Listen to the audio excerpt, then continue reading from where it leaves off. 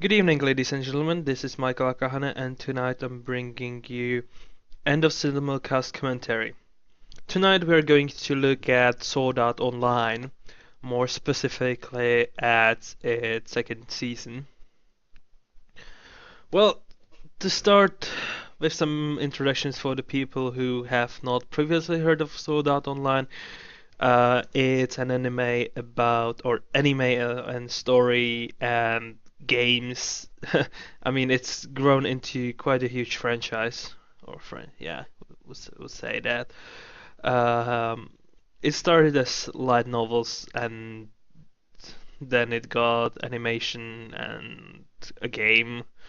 So, two games to be in fact. One has been released in the West, which is Hollow Fragment, and they forgot to release Infinity Moment, which is kind of shame. So, but let's keep that for later. Sword Art Online second season. Um, Again, as the previous as the first season of the Sword Art Online, it's about uh, virtual reality MMORPGs or massive multiplayer online role-playing games. Yes, it's something for gamers and gamer community. Something we are probably dreaming about to be able to fully dive into the virtual world. Yeah, just lie on the bed and explore countless worlds available as we see in our MMORPGs, and yeah, and explore new things and to be there to feel the sensations, not just to feel everything with all our senses, not just to feel it with our eyes and ears, and that's all. And to feel the tough feedback of keyboard and mice, and yeah. In the second season of the Sword Art Online, we have seen three arcs happening. One of them is. It's hard to say which one is the main one and which one is the side one. Um, we have seen Phantom Bullet, Caliber, and Sleeping Nights arc. And I will go through each of them a bit later as they aired and to do a bit of a commentary on them. So yeah, it's hard to say which one is the main one because especially with the Sleeping Nights arc, or how we remember it, it's called Mother's Rosario. Sorry about that. Mother's Rosario arc, because that one is crucial for the story as well. Sorry, sorry about that. I have a mild cold, so if you hear me sneezing or coughing, I'm sorry for that about that. So yeah, let's start with the Phantom Bullet, the longest arc this season. Uh, as the title says, it's all about shooting, or uh, this arc takes place in Gangale Online, and virtual reality MMORPG. Uh, that unlike the previous or two games which have we have seen in the Sword Art Online itself, and Alfheim Online, features guns, loads of them, and it's all about guns. And yeah, I must say the arc was done really nicely. How they did. A lot of people were really surprised, or I mean, how they handled Kirito's avatar, which ended in a way it ended. I'm not going to comment much on that, but I mean, but they've really put them on. And the main leading heroine of the arc, Shinon, uh, I must say her character and her story was really well done. I don't know, I mean, if I got feedback on these series, I don't know if you people want any spoilers, so I'm trying to keep it as much as spoiler free as I want. But I must say, she is well, she became my most favorite character in a Sword Art Online series. So I must say, I really like her character, and really, she has become by far my most favorite character, overtaken Silica by miles and miles. So yeah, that's about that. Uh, yeah, let's put it this. Let's say a bit about Phantom Bullet itself. Uh, the plot revolves around a mysterious killing or of players, or players dying in the being killed in the game and being found dead in a real life as well. If you have seen first season of Sword Art Online, sounds familiar, doesn't it? The most famous killer game ever. So yeah. Uh, so that would be it.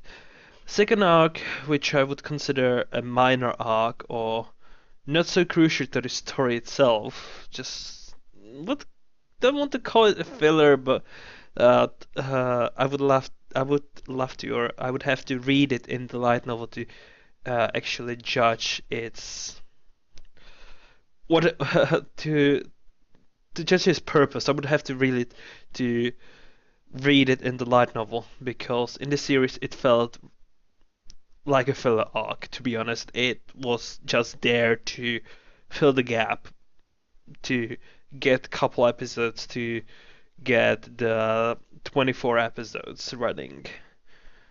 Uh, and uh, and what the arc revolves around, it revolves about um what was it? It was a side quest or main quest, or how you would call it, uh, in Alfheim Online, which threatened to destroy the whole Alfheim, and there was a quest for Excalibur. Yes, that's a part of a quest, or as a quest reward, the Excalibur. So virtually this arc is all about chasing, doing this quest and trying to get Excalibur. Yeah, this one, to say what I felt wrong about it. It was too fast paced. I mean, this will be a bit of a spoiler, but everything ended virtually like in 4 episodes. The start, the whole climax, the whole exploring of something which looked like a big dungeon. It ended in 4 episodes. Okay, that was really strange. I mean, it was too fast paced. I know they had that was probably the best way to do it, but I don't know. I would have probably put it in a movie or something, not to put it in the main season. So, or do an OVAs with Caliber arc. In the light novel, it actually is done that way, or I would how to put it. Um, there is one um, book, one of the light novels, which talks about the Caliber arc. And because the Caliber arc is after Gangale Online and before Madus Rosario, uh, it in terms of series, it made sense to do that. But in the light novels, it's actually released much later on. It's released after the Madus Rosario.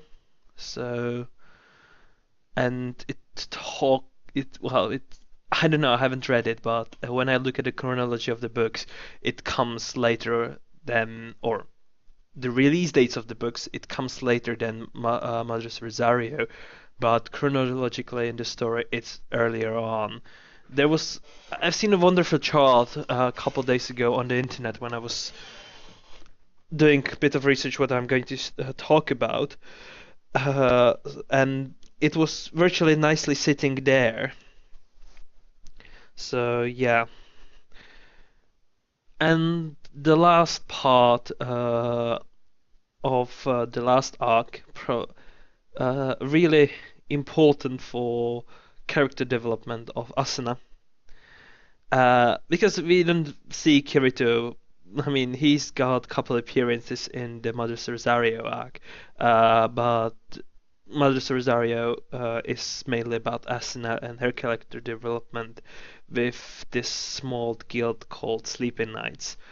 And it's really about that because, I mean, they make her more mature, they make her grow because she was this. I mean, in the even after what she has lived through, all the characters lived through in Sword Art Online and Alvheim Online, um, Asuna was probably one of the most innocent characters. I mean, even Silica was had this more grown-up atmosphere than her. I mean, to put you in a picture, Celica is this idly cutesy character in there. So I mean, and she's from what I remember, she's the youngest one. So, and yeah, and somehow Asna had this really teenage girl. I mean, they're all teenagers, but still did not feel right. I mean, she was too innocent, naive there, and Madasak, what it virtually did was to make her grow. So, I mean, it's all about the development of her character. Uh, I myself, I'm looking forward to the uh, what will ultimately become season 3, and there will be only one arc of it. I hope it will be 24 episode season because the Alicization arc uh, is, I think, covering what, 4 books, 5 books? Cannot remember now, but it's a long one. So I hope they make a good use of it. So I'll be looking forward to Sword Art Online 3 when it comes out with the Alicization arc. So, I mean, I haven't, as I have said, I haven't read the light novels.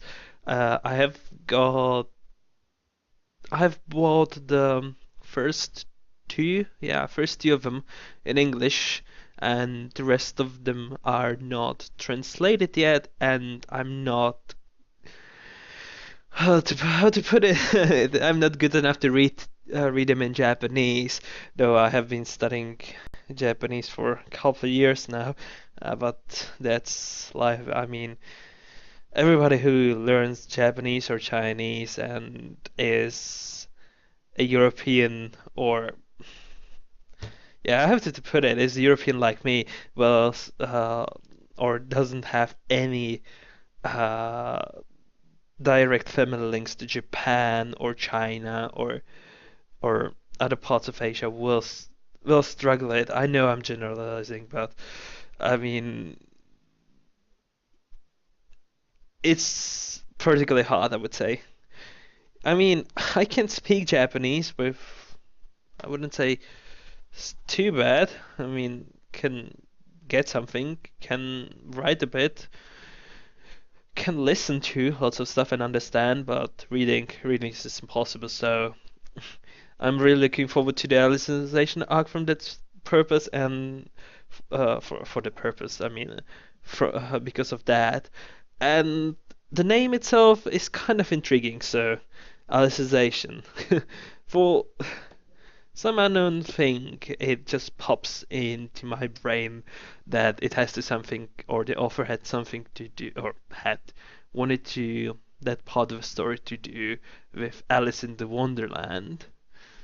It's one of the few Alices that pop in my mind, and I think there will be a similar, how to put it, a similar message in the Alicization arc that Alice and in the Wonderland has. So, so I have that kind of feeling. Okay, folks. Thank you for listening. This has been Michael Akahane with end of end of a Simulcast commentary.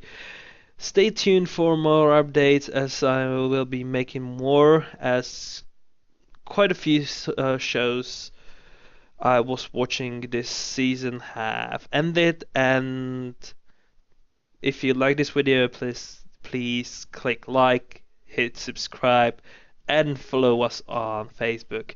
Thank you for listening and have a nice rest of the day. Thank you. Bye.